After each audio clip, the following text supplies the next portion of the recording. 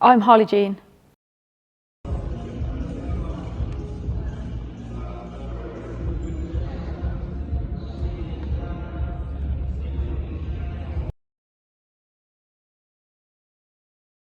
Interestingly, going back a little bit, I'm in academia now, and when I was actually at school at a younger age, I hated the word of education, hated school, didn't really go to any lessons, or colleges was a nightmare. So to actually reflect upon where I'm now is it's unbelievable at times to think about how I've ended up here, because I hated it so much back then. And I think, I'm highly influenced by Ken Robinson. He's an inspirational writer, and he's all about, education and schooling. And the system for me that I experienced was very like this linear process. Like, we put children and young people through the education system as batches of people based on date of birth. And I almost saw it as that, and I just, I didn't want to write about Macbeth or Romeo and Juliet. Like, I didn't want to write about stuff like that. I wanted to write about stuff that really impacted me, and there was nothing there that inspired me to write, therefore I didn't write. And I did come out with A's and C's, not sure how, but it got there in the end. That got me to college, but I just didn't, there was no care, there was no interest. Whereas now it's completely different. I have a real passion for coach education, I have a real passion for coaching, I have a real passion for decision making in sport, where I'm at now, and it's really exciting, and there's something to look forward to, and there's certainly a passion there for it. So I had no idea that I was going to ever end up at university. Before I actually started coaching properly into a team environment, I actually began as a volunteer at the Albion Foundation, and that came about from actually being removed from my school in a politest way, and I ended up at the almost a behaviour school. So I finished my GCSEs off there, and then they offered me a little bit of a coaching job, not paid. It was a volunteer position, and I remember turning up the first time, and it was like, "Hi, can you collect the cones, and can you put the goals away, and can you collect the bibs?" And I was like, "Yeah, sure." But at the time, looking back, that was probably the only bit of responsibility they could have gave me, because if they gave me anything else, it would have just been too much, because I wasn't ready for anything other than that, for different reasons. So I started off as a volunteer, and then that actually progressed into a bit of paid coaching hours, which was great, because a bit of money in my pocket, so which was good at a young age. And then that progressed into a part-time contract, which was good, working with teams, working with schools at the Albion Foundation, all based around football. And then after that, I then became the volunteers coordinator, so looking after people again, getting them to similar opportunities that I first started out as, and getting them, some sort of employment and into that coaching world. I didn't actually have enough UCAS points to get to uni, so I remember calling a guy called Chris Cattell. He's kind of the guy that started it all off. So I called him, and he was like, "Well, how can we help, really?" And I was like, "I really want to come to uni for numerous reasons.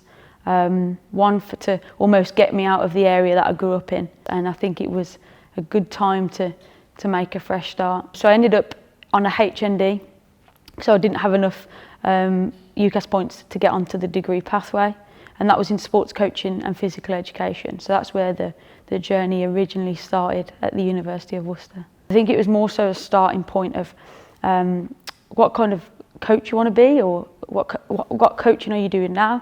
And it was at a real basic level, but I think that was the starting point that I needed it to be at. If I'm being totally honest, if I went straight into the degree, I probably wouldn't be here now, because I wasn't ready for that type of work, I guess. And one of the best parts about the degree, it was small numbers. You wasn't in large numbers of students in the room. It was 7 or 14 max students with one lecturer, and they really got to know you and understand you as a person, and that really resonated with me, because that's how I like to work with my players, or anyone else that I'm working with. So definitely the HND was a great starting point. It taught me a lot of things about being a coach, about being a person, and that's where I started to actually make some goals where I wanted to end up, really. One of them was to actually do a PhD, and back then, it was a bit of a sky's your limit, but at the same time it was like, Harley, you won't be able to do a PhD. That's a bit too far-fetched because of my background and my knowledge, less of knowledge, or lack of knowledge rather. So yeah, that was a bit of an interesting one that I had. But I always wanted to be the best coach I could be, and that I've really ended up with some great values and beliefs from the HND that taught me what kind of coach I wanted to be, and around empowering my athletes, because I was empowered on that HND. Around responsibilities, you are given responsibilities on the HND, and that I think that really stuck with me. So partly becoming the best coach, secondly eventually doing a PhD, and I wanted to finish with a first, which was not really in sight at the start, but I ended up with I think they call it a distinction on the HND. So that was the aim for that. So from the HND, we was then offered to do a top-up. You could choose at the time sports studies, and that was just 1 year, but I didn't want to do sports studies, so I ended up doing another 2 years. And I think there's different opinions around what this experience is like from HND to degree. But for me, there was a real difference. I remember sitting in research methods, and I've gone from like 14 people in my class to 60 people. So not many lecturers knew who I was, so it was like, I don't really have that relationship that built up, and it was almost starting again at times. But it taught me a lot to be out of my comfort zone. There was a lot of modules, so I chose the sports coaching with joint honours with PE, because I wasn't sure if I wanted to be a PE teacher or continue the coaching pathway.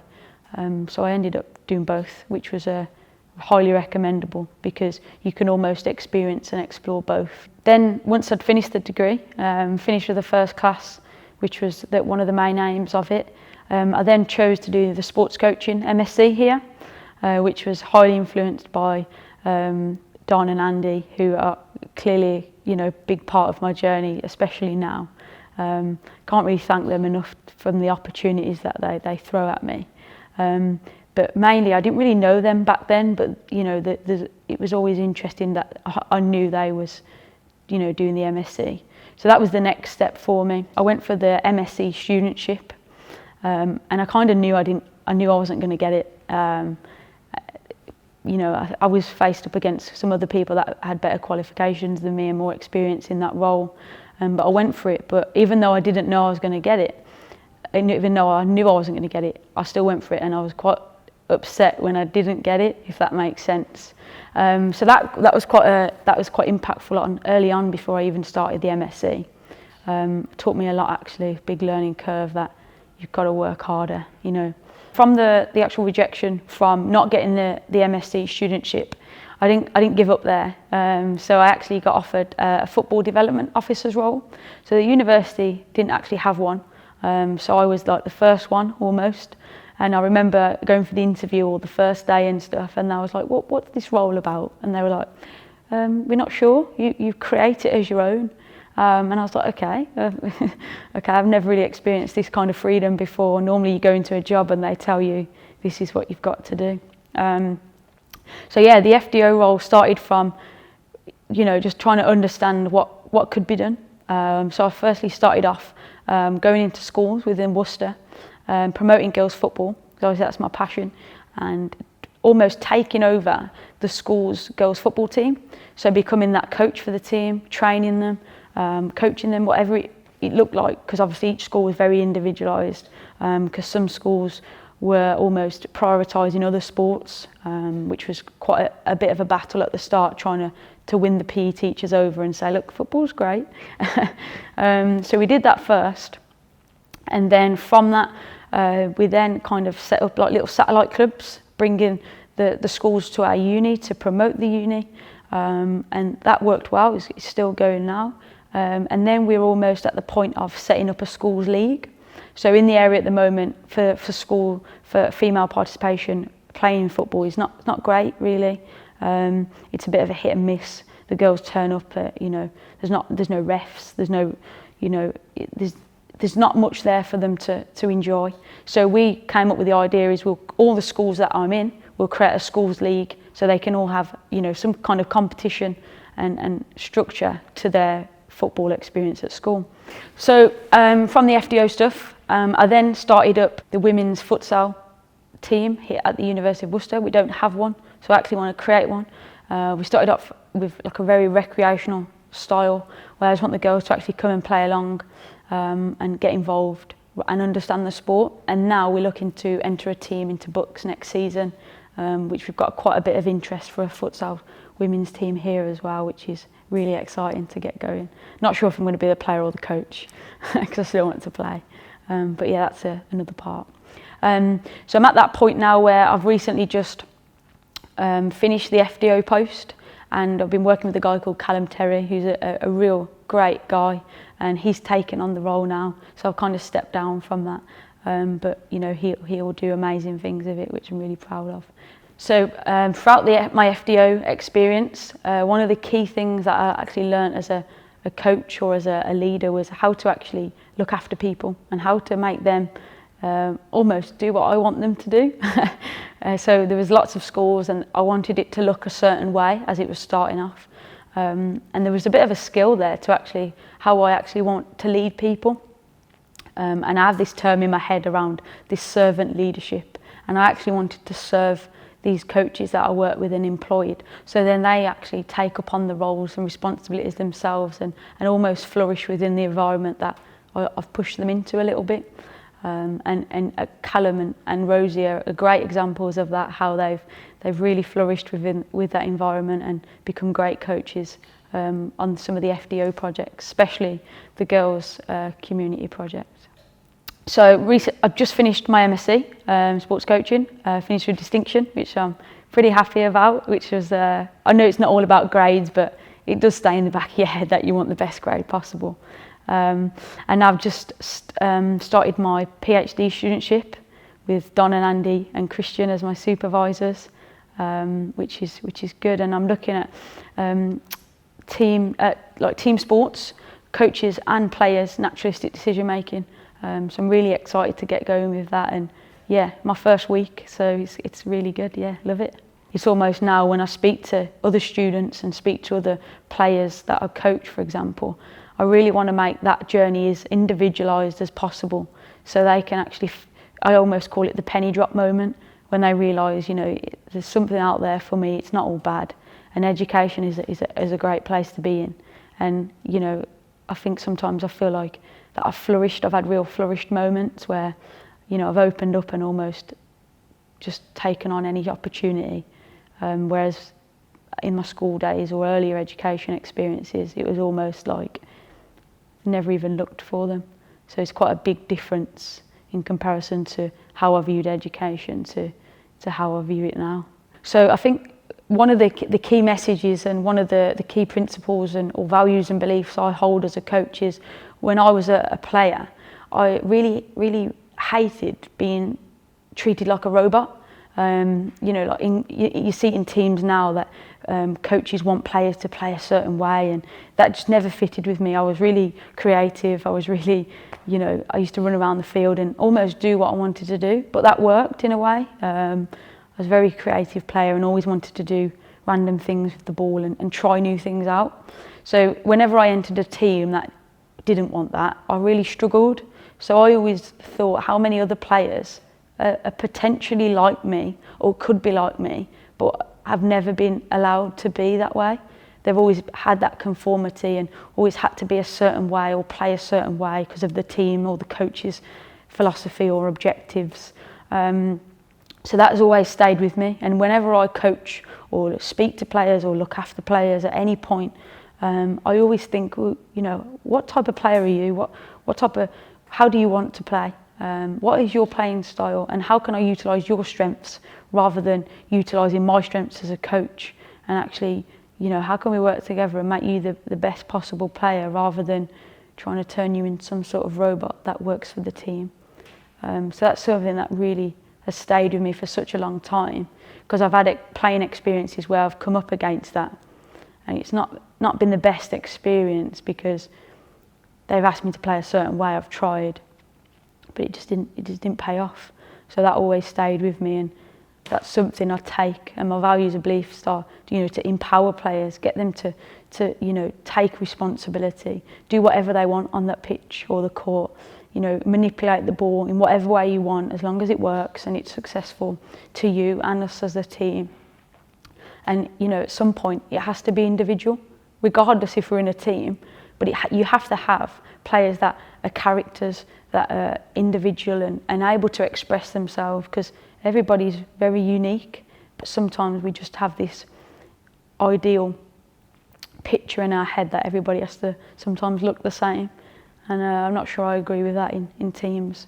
I think we should be promoting, you know, these big characters and getting them to explore, you know, their strengths on the pitch and off the pitch. Playing career started off at school, where I guess it normally happens. Playing just with friends at school, playing in school football team, and then I got picked up from West Bromwich Albion ladies, or you know, academy, and they asked me to come and play for them when I was around 8 years old. But unfortunately at the time, my family didn't have the transport and stuff to take me, so I didn't actually start playing until I was 14.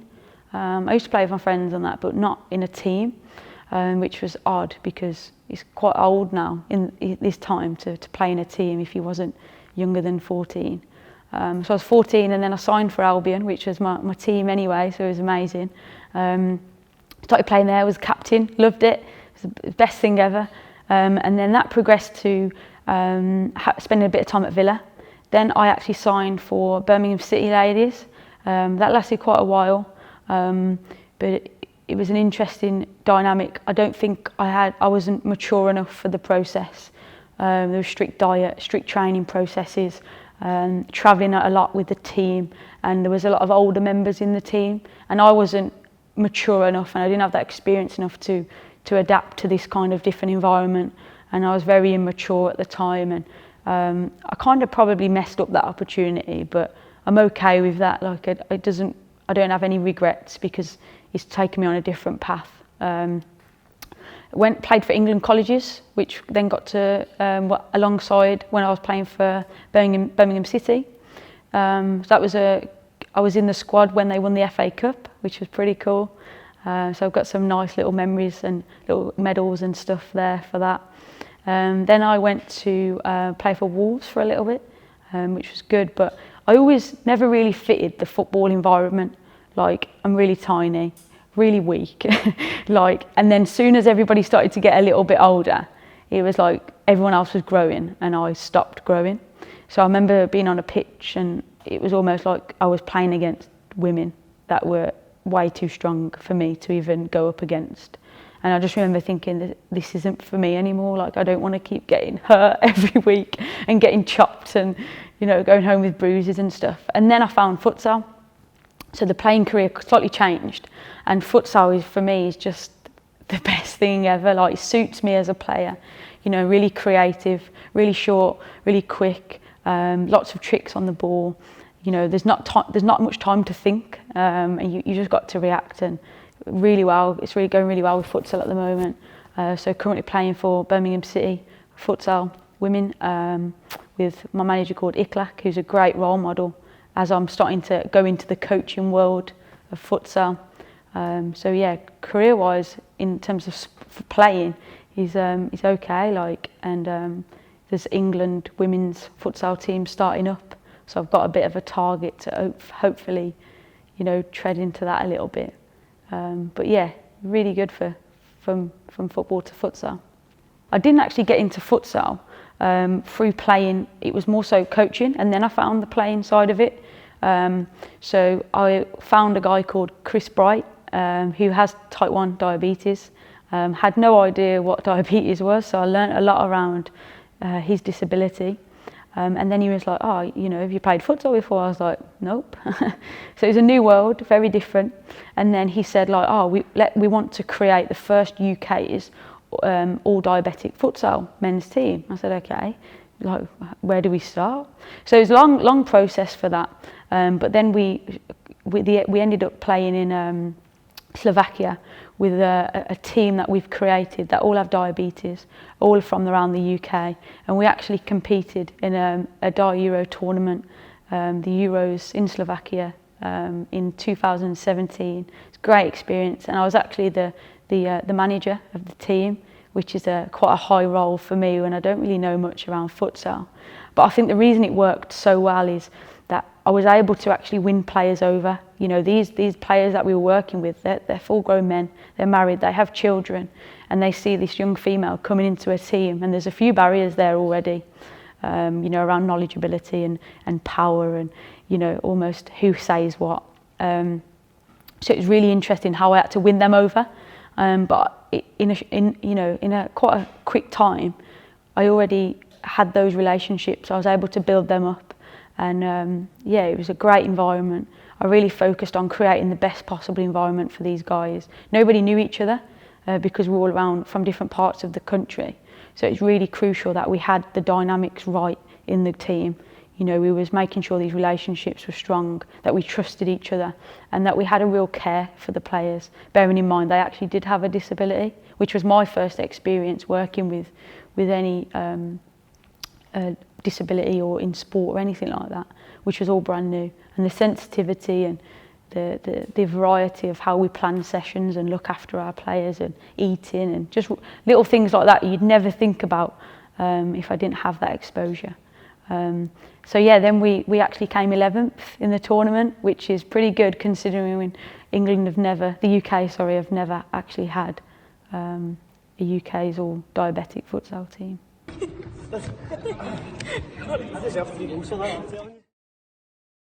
I think one of the reasons why I'm so grateful of all the opportunities because a couple of years ago I actually went to Kenya on to a charity event to go and do some teaching out there, and my experiences were almost you just wouldn't believe the situations that the people are in over there, and it almost like took me back a little bit. So to teach children that had nothing, we did home visits, and you know there was like 6 people living in one little room, and that was their house, and it just made you appreciate so many things and so many opportunities that we have in life. And this is why I think that I really do believe in being grateful of all the opportunities, all the role models that I have everywhere that surround me, because in life there is these opportunities, and we just have to be grateful of them. So I think that's really important, and my experience in Kenya really brought that to light, to appreciate everything we've got. I think it's important to mention that one of my role models is actually Nanny Jean. She's very famous on social media, and I think sometimes in life you actually do need that one person that you go back to, that you know, it's almost like that person that you can always tell things to, and you know, if you're having a bad day you can go back to her, and she's been that one for me that I can talk to about everything, and things I've gone wrong and I've gone to Nan and she's like, it's all right, you'll get something else, don't worry, keep going. So one of the role models for me it has to be Nanny Jean. I think throughout my coaching journey, academic journey that's still ongoing, I've had some real key role models and influential people that have come along, but there's certainly 2 people, Don and Andy, that you know really opened doors for me and gave me multiple opportunities, and I'm really excited to hopefully continue that relationship that I have with them for future work. Not really a religious person, family are, but not me. And I actually believe in something slightly different that gets me through these journeys that I go on. And an interesting moment was when I always wanted this PhD, I always wanted this studentship, because I wouldn't have been able to afford it if I didn't have the studentship. And once the PhD studentship was advertised, from that day on, I started to almost train my body and my mind to believe that I'd already almost got the PhD studentship, not in a weird way, but I wanted to make sure that I maximised every opportunity and every possibility that for that moment, that interview, I was, you know, fully prepared. And I used to use things like affirmations. I'm a big believer of the law of attraction, which is almost like ask and receive with the universe. Quantum physics, which, you know, really most people just, you know, look at me and like, what are you on about? But, you know, it's something that every day I adhere to, and I wake up every morning and read my affirmations that sets my mind ready for the day. And I honestly believe that without those, I would not be where I was now, because I'd have nothing to believe in. And that's what got me through and made me successful in the interview. And I didn't really show anything else but myself, and hopefully that paid off. And yeah, that's what I believe in, really. Hopefully the journey continues.